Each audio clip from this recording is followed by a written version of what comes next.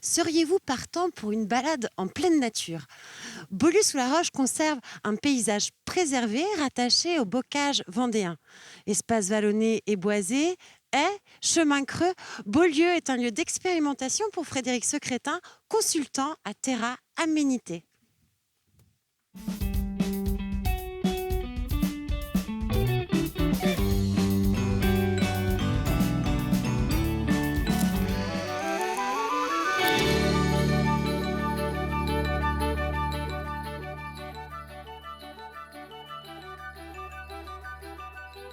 À l'origine du monde, il y a la nature. La flore d'abord, la faune après. L'homme arrive ensuite. Terre, eau, bois, trois mots, trois éléments, trois ressources qui correspondent à un patrimoine commun, à une richesse naturelle majeure et par conséquent vitale. Depuis tout petit, Frédéric Secrétin porte et défend ses valeurs. Frédéric est passionné, un homme de la terre qui, au fur et à mesure des années, a développé un esprit rationnel et une approche scientifique, désormais mis au service de la nature. Son œuvre est un véritable projet environnemental. Il s'agit d'une aventure humaine, riche et généreuse, à l'image de son nom, Terra Aménité, qualifiant la douceur d'une terre, soit un paysage agréable à voir et à sentir. Inestimable, cette aménité est un véritable cadeau de la nature qu'il est essentiel de comprendre pour assurer sa préservation.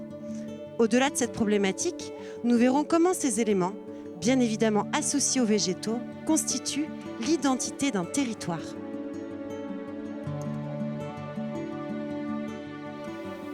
Frédéric, merci de nous avoir rejoints ici à Beaulieu-sous-la-Roche. Alors, au-delà de tous ces objectifs environnementaux, votre entreprise Terra Aménité est un véritable projet de vie. Alors, pourquoi avoir choisi de consacrer votre temps aux bienfaits de la nature ? Ben en fait, c'est avec différents mentors que j'ai eu, différentes formations qui m'ont sensibilisé à l'environnement et puis aussi à l'urgence climatique, l'urgence biodiversité. Et puis, j'ai mis toute cette sensibilité à profit à Bretignolles.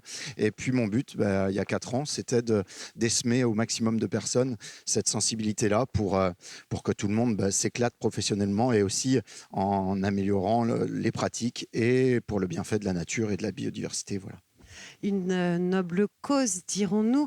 Alors, une question qui est peut-être problématique, je ne sais pas. Donc, il y a de nombreuses décennies, les haies bocagères ont été massacrées au profit de l'activité humaine. Quelles en sont les conséquences aujourd'hui ? Alors, les conséquences, elles sont sur l'érosion des sols, elles sont sur l'érosion de la biodiversité, mais elles vont être encore plus marquées, on va dire, avec le réchauffement climatique, parce que toutes ces haies régulent la température, régulent l'hygrométrie, cassent l'effet, on va dire, asséchant du vent. Et en se privant de ces haies, c'est plutôt néfaste pour les conditions météo et climatiques plutôt qui vont arriver, quoi. Je vous remercie. Nous allons continuer notre chemin.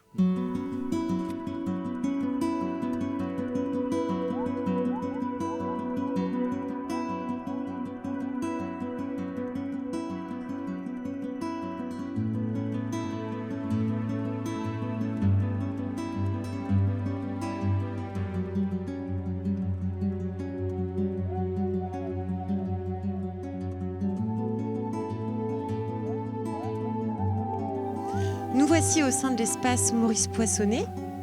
Nous longeons justement une haie plessée. Frédéric, qu'est-ce que précisément une haie plessée ? Donc une haie plessée, en fait, c'est une ancienne pratique patrimoniale qui consistait à plesser les arbustes pour en fait faire une clôture pour éviter que les bêtes s'échappent des champs. On dit souvent en vendéen, fallait boucher les musses. Donc voilà, en fait, ça consiste vraiment avec des coups de serpe à incliner les végétaux à environ 30 degrés. On mettait des piquets toutes les coudées et on finissait avec une parure pour éviter que les bêtes à cornes en fait enlèvent les végétaux de la haie. Donc maintenant, ça fait des haies qui sont très denses, quasiment impénétrables. Et puis, comme ici, en fait, ça permet d'avoir une fenêtre sur le paysage. Alors, la théorie a l'air d'être très simple. En pratique, comment mettre en œuvre chez soi une haie plessée ? Alors en fait, il faut déjà avoir des végétaux qui soient adaptés, donc tout le temps des végétaux locaux, beaucoup plus rustiques. Aussi des végétaux qui partent avec des grands brins d'environ 3-4 mètres. Et puis là, on donne des coups de serpe, on récupère des piquets qu'on met à toutes les coudées. Après, c'est assez simple, mais bon, il faut un bon coup de main quand même. Alors, quels végétaux? Alors, tout ce qui compose nos haies, qui vont être l'érable champêtre, le cornouiller, le noisetier, même le saule, voilà, tout ce qui compose nos haies champêtres, en fait, nos haies bocagères. Merci.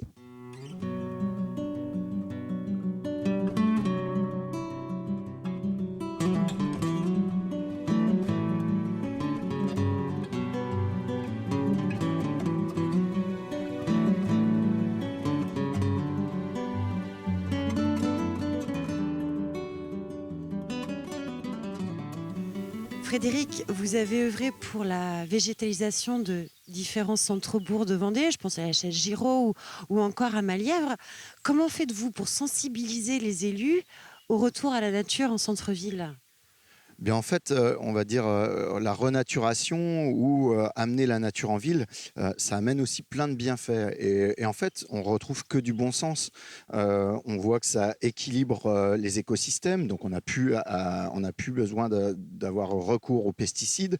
La végétalisation régule la température, régule l'hygrométrie aussi. Et puis en utilisant de la flore locale, on donne aussi une identité paysagère et une identité forte à la commune.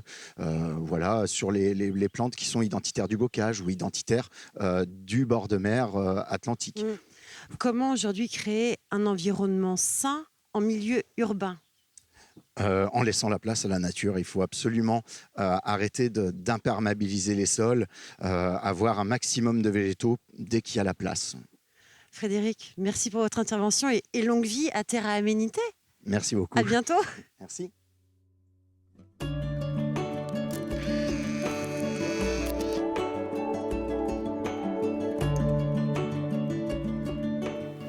Frédéric a concrétisé son rêve en créant son entreprise Terra Aménité, entreprise basée à Saint-Étienne-du-Bois. Une propriété de 6000 m² pour mettre en œuvre tous ses savoir-faire. Alors, de la haie plessée à l'éco-pâturage, ce lieu insolite est assurément une Terra Aménité.